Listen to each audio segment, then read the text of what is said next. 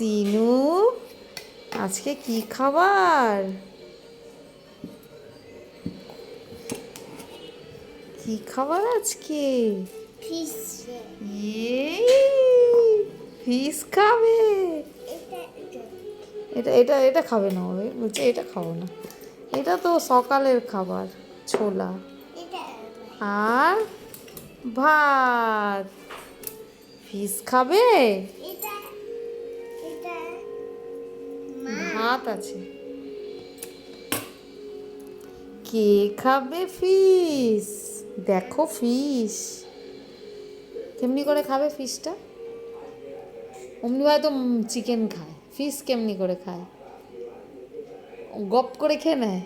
ওলি বলে। আর চিকেন কেমনি ভাই খায়? আর মাটন সব অমনি করে খায়।